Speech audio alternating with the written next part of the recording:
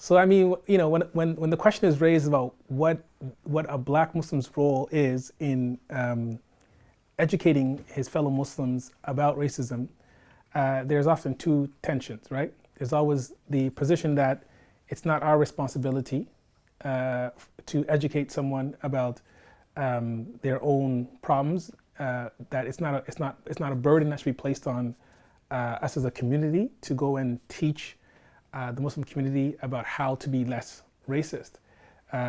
One would hope that as part of practicing their own religion, they'd come to understand that this is a problematic way of approaching life and seeing and viewing people.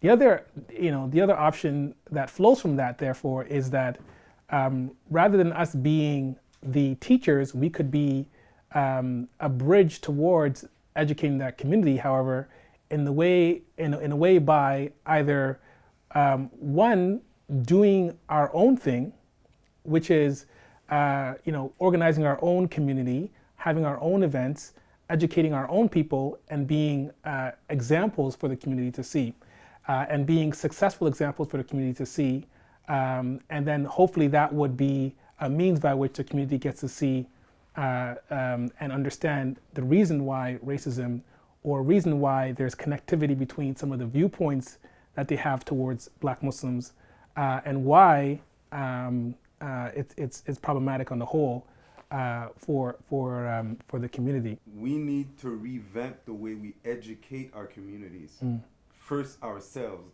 And we have to give justice to Islam. We have to give justice. Like you said, we have everything in Islam that is proof. Even the whatever the Prophet ﷺ always sided with the disenfranchised. We have so many hadith that talk about the way he reacted when these acts of racism or injustice were happened in his time. And we see practically, it's not like, oh, maybe he did. No, it was clear. So I think we have to give justice to our deen by re-educating people, starting from ourselves. And that's why I was talking earlier about the book of Brother Dawood, where a lot of us don't know about what happened earlier on, and how important of a space we had around the Prophet ﷺ. And it's the space of nobility, and this is what we need to retake. We need to reclaim in order to show people that, look, this is whatever you've learned, whatever you had, whatever baggage you come in with, it was wrong. It wasn't the Islam that the Prophet ﷺ gave us as an amana. So this is, I think, with us, first of all, starting by re-educating ourselves, and having the right tools, and not just the tools where you have one Sahaba that was black and his name was Bilal, but getting the right tools, the right information to educate others as well, and to show them that, look, this is how it really is. This is part of your Islam, and this is what you need to actually give to your kids as well.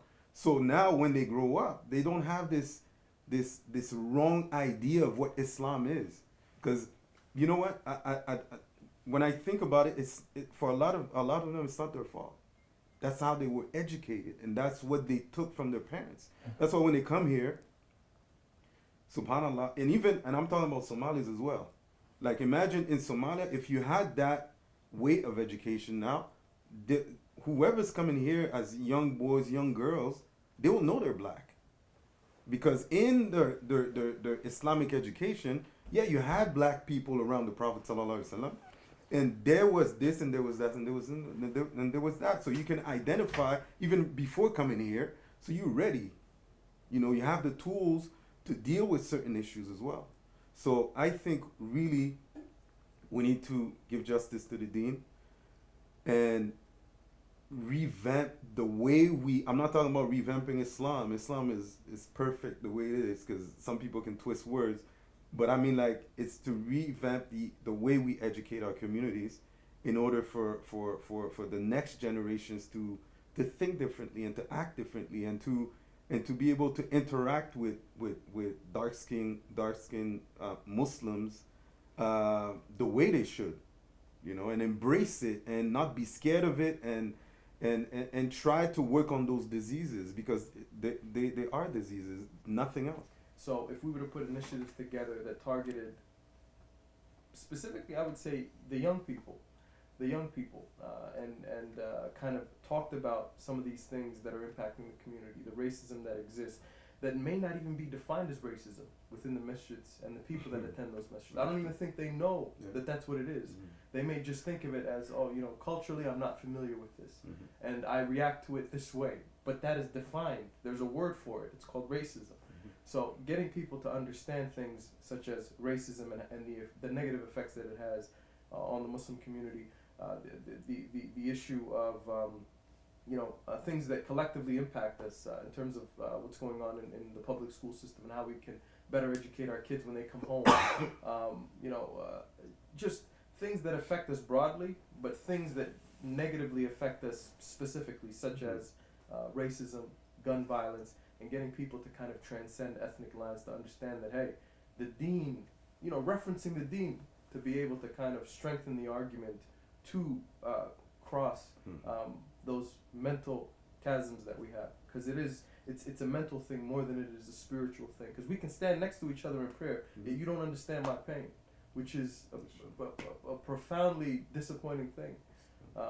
So once we begin to do these things and inshallah create opportunities for the young people within these families, these communities, to interact and engage with each other and then speak about these things, that'll inshallah give us an opportunity to kind of overcome some of the challenges that we have.